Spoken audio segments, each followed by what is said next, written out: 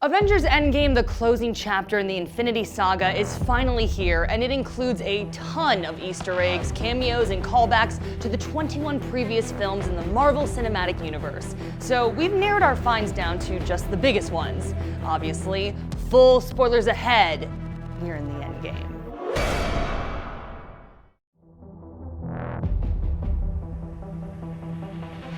Endgame recreates a slew of memorable moments from the first Avengers movie, Thor: The Dark World, and Guardians of the Galaxy Volume 1, while also referencing nearly every other Marvel film with callbacks and many cameos from past players.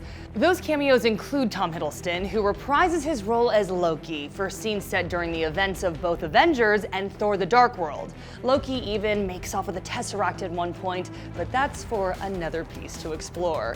The time heist sequences also see the return of Red Skull, Jane Foster, Thor's mom Frigga, the Ancient One, Iron Man's dad Howard Stark, the Hydra-linked secretary Alexander Pierce, the Winter Soldier's Brock Rumlow, Jasper Sitwell, and Jack Rowlands. We also see a shaggy-haired Michael Douglas as a digitally de-aged Hank Pym back when he worked for S.H.I.E.L.D. in 1970. The classic Ant-Man helmet from the Silver Age Marvel Comics can be seen on Pym's desk. The 1970 time heist sequence also includes Peggy Carter and original Stark butler Edwin Jarvis. The biggest cameo in 1970, though, is the final MCU appearance from the late Marvel Comics icon Stan Lee. Stan the Man plays a long-haired hippie whose car has a 420-friendly license plate and a bumper sticker that reads, "Nuff said." That is hilarious. The time heists are not the only parts of Endgame that see familiar faces make cameos. Peter Parker reunites with his school pal Ned. Endgame directors, the Russo brothers, used to direct Community, so look for two of that show's cast, Ken Jeong and Yvette Nicole Brown, in minor roles here. Joe Russo and Thanos creator Jim Starlin play members of the support group Cap Leads, and Russo's daughter Ava Russo plays Hawkeye's daughter Lila Barton. Tony Stark's funeral includes appearances by Janet Van Dyne, Nick Fury, Maria Hill, Aunt May, Thunderbolt Ross, and one particularly noticeable teenager there all by himself. A Marvel Studios source confirmed to IGN that this teen is Harley Keener, who was the little boy from Iron Man 3. The funeral sequence also includes a poignant callback to the first Iron Man movie when Tony and Pepper's daughter Morgan tells Happy Hogan she wants a cheeseburger. In Iron Man, after Tony has escaped from the 10 rings and made it home, his first stop is Burger King. Of course, that's not the only reference to the first Iron Man movie in Endgame. Tony's last words before he snaps Thanos to death are a direct nod to his final line in Iron Man 1. I am Iron Man. As for Pepper Potts, she gets to suit up again for the first time since Iron Man 3, donning armor for the final battle against Thanos and his army. In the Marvel Comics, Pepper has donned armor as a superhero rescue, although in the comics the armor is made to rescue people, hence the name, and doesn't pack all the firepower that we see in the movie.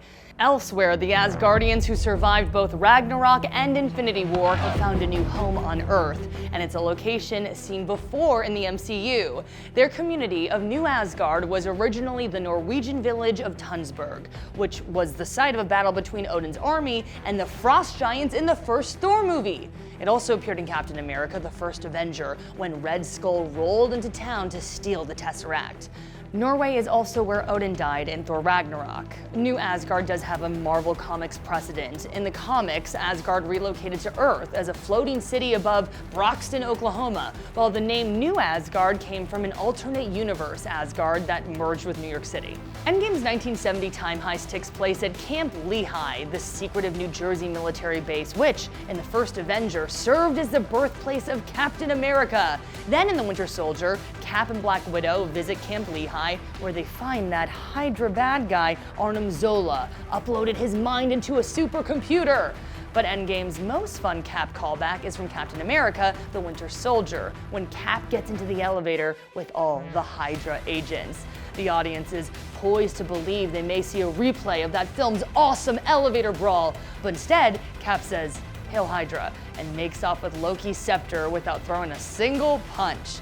Cap's Hail Hydra moment is also a coy reference to the controversial Secret Empire comic storyline where an evil version of Cap is a Hydra sleeper agent.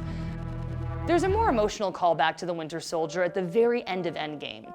The song Steve and Peggy are dancing to is Harry James's rendition of It's Been a Long, Long Time, which was also featured in the Winter Soldier. I might, even when this is all over, go dancing. Then what are we waiting for? The right partner. There are also several callbacks to Age of Ultron throughout Endgame, the most notable ones being Tony saying he wanted to build a suit of armor around the world, and Cap being able to lift Thor's hammer. But you might also have noticed during the final battle that Cap's shield has been smashed apart in the same way it was in Tony's apocalyptic vision from Ultron. And last but not least, how about Captain Marvel's new hairdo? When the movie jumps ahead 5 years, Carol Danvers is sporting the shorter hairdo that's the signature look of the modern Captain Marvel. Those are the biggest Easter eggs and callbacks that we caught in Avengers Endgame. Let us know in the comments what your favorite ones were, or if you caught any that we missed. And for more on Avengers Endgame, check out our review and find out what the Russos had to tell us about the film. And as always, be sure to follow and subscribe to IGN wherever you like to watch.